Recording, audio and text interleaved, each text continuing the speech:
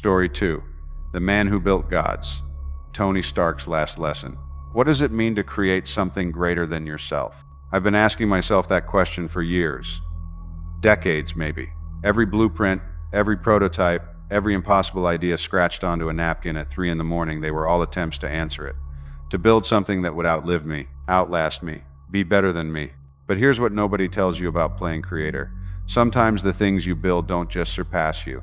Sometimes they replace you. Sometimes they judge you.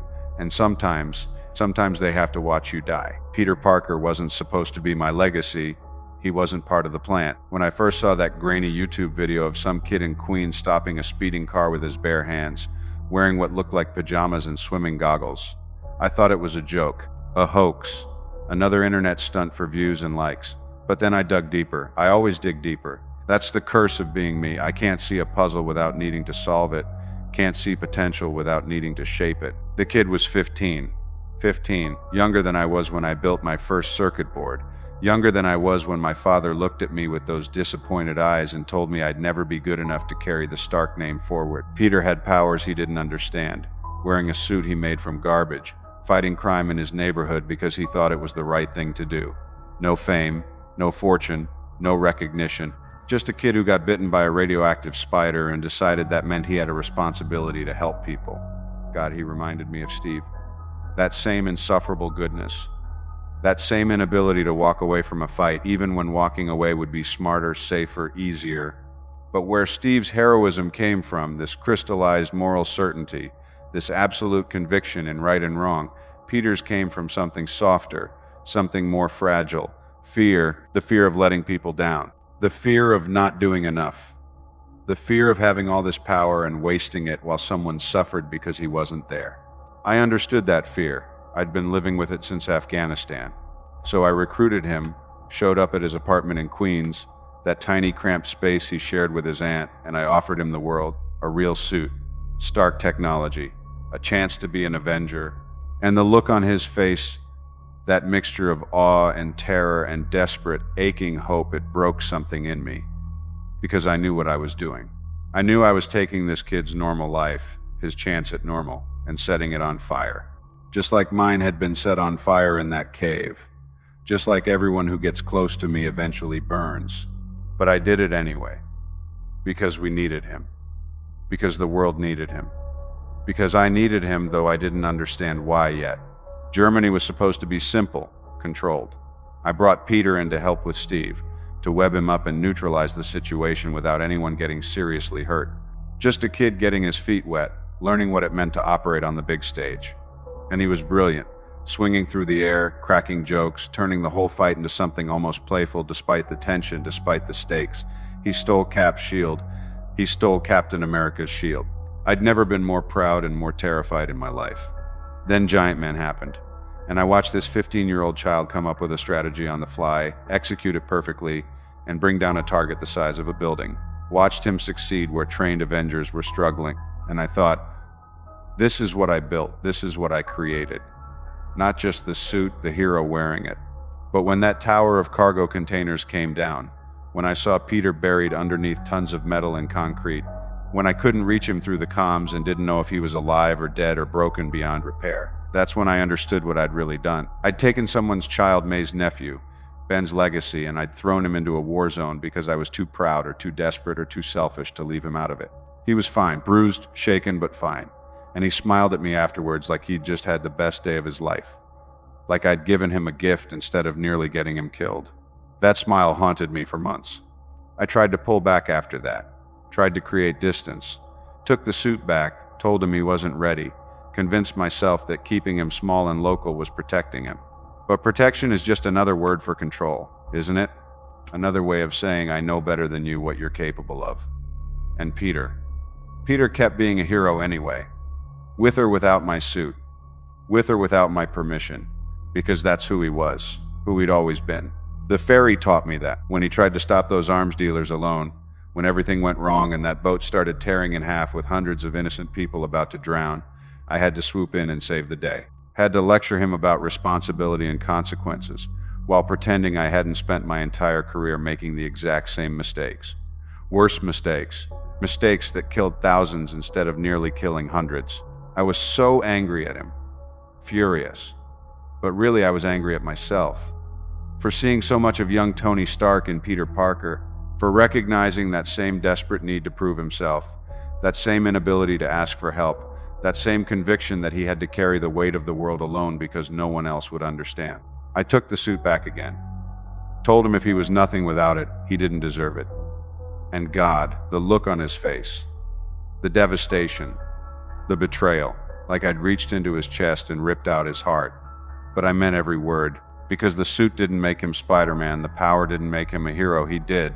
The choices he made, the people he saved, the responsibility he carried even when no one was watching, even when no one would ever know. I just needed him to see that, to understand that, to believe it. Homecoming taught me I was right. When he turned down the Avengers, when he said he wanted to stay close to the ground and help the little guy, when he chose May and Queens and his small, simple, beautiful life over everything I was offering him.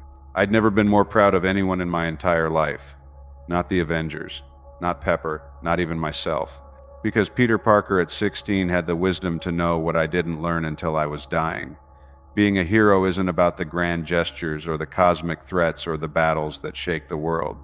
It's about showing up for the people who need you most, even when no one's watching, even when there's no glory in it. That's why I had to call him when Thanos came. I didn't want to. God, I didn't want to. Every fiber of my being screamed at me to leave him out of it, to let him stay on Earth where it was safe, where May could keep him grounded and his friends could keep him human. But when that Q-ship showed up in New York, when Strange got taken, and I was the only one who could follow, I needed help. I needed someone I could trust, someone brilliant and adaptable and good enough to survive what was coming. I needed my son, because that's what he'd become, wasn't it? Somewhere between Germany and Homecoming, between lectures and mentorship and watching him grow into his power, Peter Parker had stopped being a project or a responsibility or even just a protege. He'd become family. The son I didn't know I wanted until I already had him. The legacy I didn't know I was building until it was standing in front of me, wearing spiderweb and calling me Mr. Stark like I was someone worth looking up to. Space was hell. For both of us. Peter shouldn't have been there. I should have sent him home the second that ship started leaving atmosphere, but he wouldn't go. Stubborn, self-sacrificing, heroic idiot. He'd stowed away, called it a field trip, and no amount of yelling or threatening was going to get him back to Earth once we'd gone too far. So I knighted him, made him an Avenger right there in the vacuum of space. Because if he was going to die with me, and I knew we were probably going to die, then he deserved to know he'd earned it. Titan was supposed to be our victory. We had a plan. A good plan. Strange's magic, my tech, Peter's agility, the Guardian's firepower. We almost had the gauntlet off Thanos. Almost. I could see it in his eyes. That moment of genuine fear when he realized he might actually lose. That these tiny, insignificant creatures from a backwater planet might actually defeat a Titan who'd conquered half the universe. Then Quill lost control. Thanos broke free, and everything fell apart.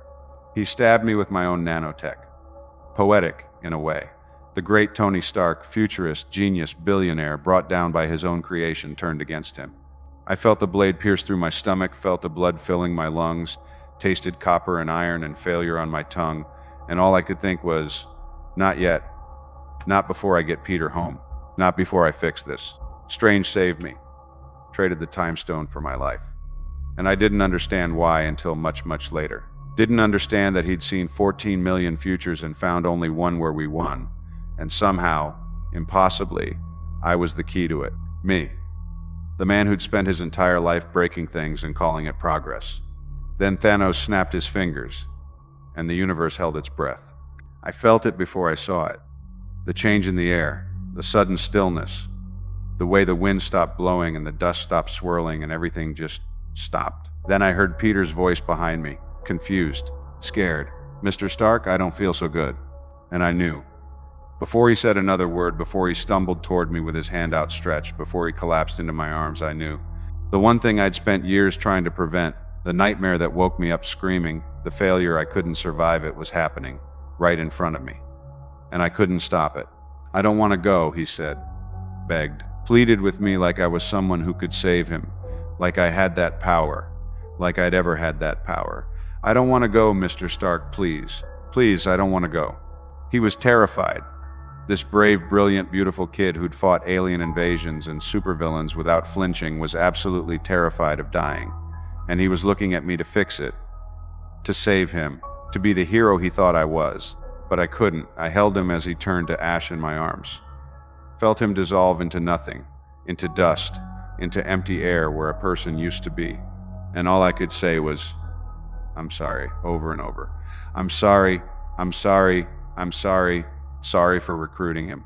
Sorry for bringing him to space. Sorry for failing to protect him. Sorry for being the reason May would come home to an empty apartment. Sorry for building a hero and then watching him die. Sorry for everything I'd ever done that led to this moment, this unbearable, impossible moment where I had to watch my son disappear and couldn't do a single damn thing to stop it. The worst part? I survived. I got to live with it. Got to spend 5 years knowing that Peter Parker died afraid and alone on an alien planet because Tony Stark wasn't good enough, wasn't smart enough, wasn't enough to save him. Got to imagine May's face when she learned the truth. Got to carry that weight while trying to build a normal life with Pepper and Morgan, trying to convince myself I deserved happiness after what I'd done. But we got a second chance. Time travel, the time heist. One impossible, desperate, ridiculous plan to undo the unundoable. And when we pulled it off, when Bruce snapped and brought everyone back, the first thing I thought was, Peter. Oh God, Peter. Then Thanos came. With his army, with his ships, with every weapon and soldier at his disposal, determined to erase the universe and rebuild it in his image. And we were losing. Badly. I could feel it in my bones, that same certainty I'd felt on Titan. We're not going to make it. We're not strong enough, we're going to fail again. Then I heard Sam's voice. On your left. And portals started opening. Hundreds of them. Thousands. Everyone we'd lost, coming back to fight. The armies of Wakanda. The sorcerers of Kamar Taj. The Ravagers. The Asgardians. Everyone. And Peter. Swinging through the battlefield like death itself couldn't keep him down. Because of course it couldn't. Because Peter Parker doesn't know how to stay down, doesn't know how to quit. He found me in the chaos, and for just a moment, just one perfect moment, I got to see him alive and whole and here, and nothing else mattered. "Hey, Mr. Stark," he said, like we hadn't just been separated by death itself, like this was just another day, another battle, another chance to be heroes together. "Got something for me?" The gauntlet. He meant the gauntlet, and I wanted to tell him no. Wanted to grab him and hold him and never let him near danger again. Wanted to send him home to May where he belonged. But there wasn't time. There was never enough time. So I let him take it. Let him swing off into hell with the weight of the universe on his back. Because that's what heroes do. That's what I'd trained him to do. Watching him fight his way across that battlefield. Watching him get knocked down and get back up and keep going. I understood something I should have understood years ago. I didn't create Peter Parker. I didn't make him a hero. I just gave him better tools to be what he already was. The heroism was always there. The goodness was always there. The strength and the courage and the unwavering determination to do the right thing no matter the cost, that was all him. I just helped him see it. When the gauntlet ended up in my hands, when I looked at Peter fighting nearby, still going, still trying, still refusing to give up, I knew what I had to do. Strange held up one finger. One timeline. One chance. And this was it.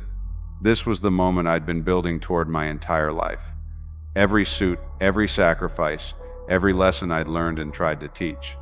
It all led here. I am Iron Man. The stones burned through me, unmaking me, destroying me. But I kept my eyes on Peter as long as I could. Wanted to see him safe. Wanted to know he'd survive this. Wanted my last sight to be of the kid who'd taught me what it really meant to be a hero, not through power or genius or technology, but through simple, stubborn, relentless goodness. When he knelt beside me at the end, when he tried to talk to me through his tears, I wanted to tell him so many things.